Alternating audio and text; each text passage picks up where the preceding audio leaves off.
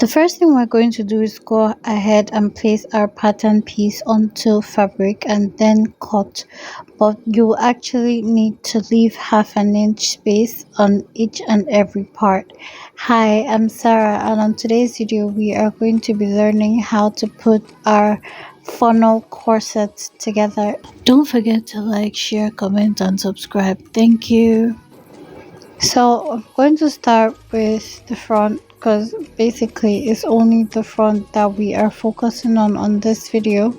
So I'm going to start with the center piece and then go ahead to place the sides.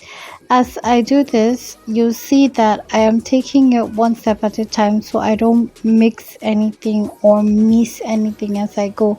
And immediately I remove the pattern paper, I'm going ahead with my pins to hold it down so it stays in place. I'm going to repeat the same action for the other side, and I'm also going to repeat the same action for the other side. So right now I'm actually fixing the sides and I'm going to go ahead and fix the other sides. So there's center, then there's side 1, then there's side 2. This part that we are going to be fixing right now will be side 2. If you do not understand what I'm saying and you are a little confused, the tutorial of how to draft this is up on the channel, so you can go and check that out.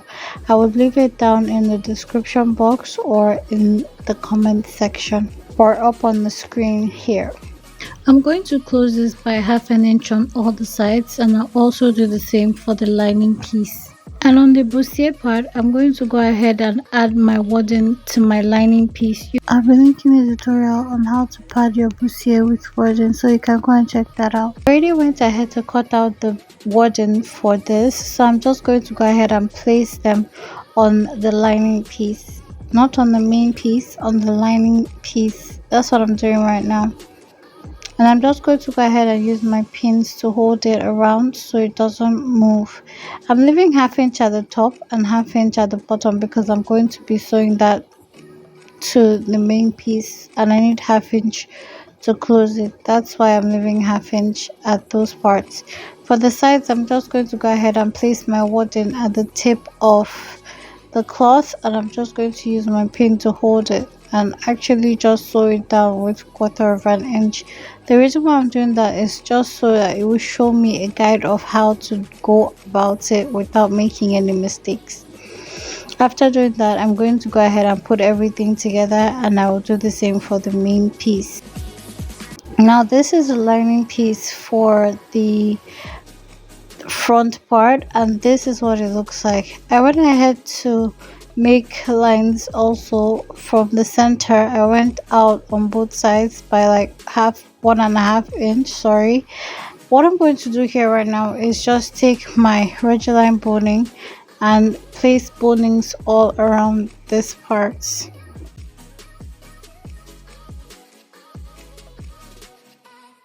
Now that we have that, this is our bustier part, and you could go ahead to like add your lining piece, or sorry, your main piece onto this and then pin it down. Go to your machine, and then you can get rid of the pins.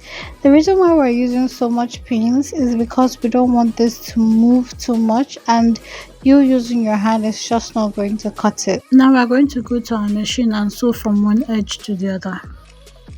And this is what we have right now for the parts that we have the regular line boning on.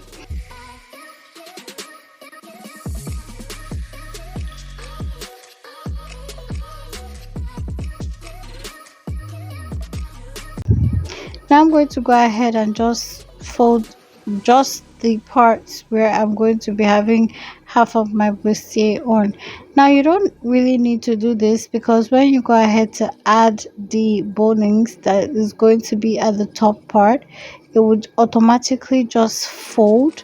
So using your hand to fold it is not really necessary, but you can still do it if you want to. Now we're going to go ahead and add bonings at the top part.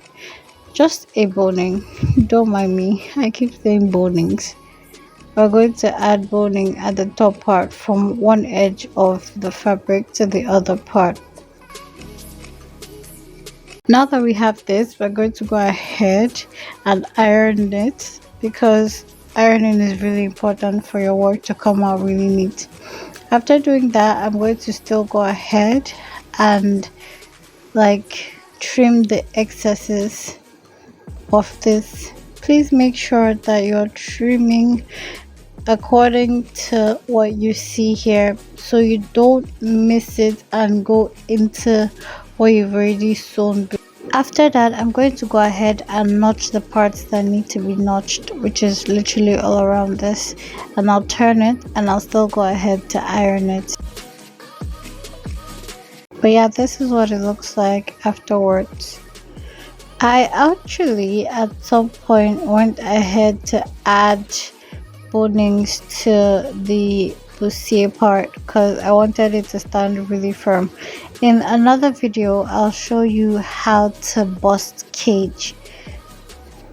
It's a very important video, so we'll do that. This is what this looks like at the top right now, and this is what this looks like for the bustier part.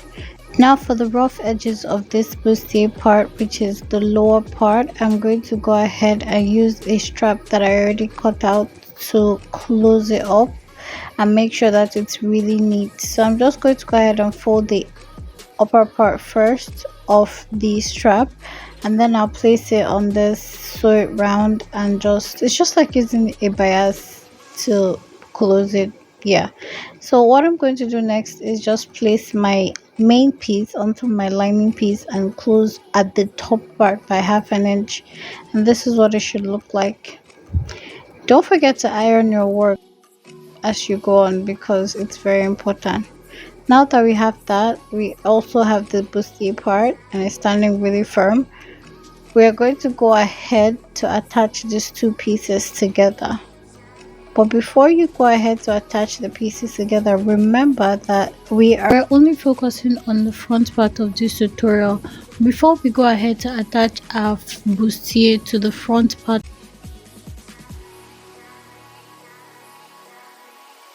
you want to go ahead to attach the back part of it, just like I'm showing you right now.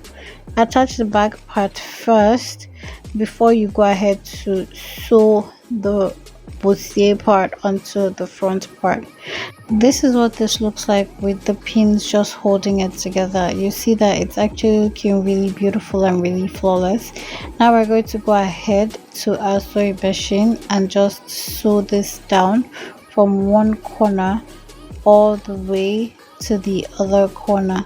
And you see how I separated the main piece from the lining piece so it doesn't show or even affect the main piece whatsoever. That's what you should do. This is how I already attached the back before I go ahead to sew this, but this is what this looks like after I had gone ahead to finish the work. This is what it looks like on the inside, and this is what it looks like on the outside. But for the parts that actually like go up, you want to use like an invisible thread to hold it down so it stays in place, right? Just give it a little tack. You don't have to do too much and it will stay in place. Now this is everything for the making of this very tutorial. I hope you get to try this out for yourself. I hope you love the process of making yours as I have enjoyed the process of making mine. Really, I have. I hope yours turns out really beautiful. Yo, with that being said, please do not forget to like, subscribe, and leave a comment down below. Don't forget to turn on your notification bell so you'll be notified when I post a new video. Don't forget to love yourself because I love you. Have a beautiful day or night, whichever it is you live for. Bye.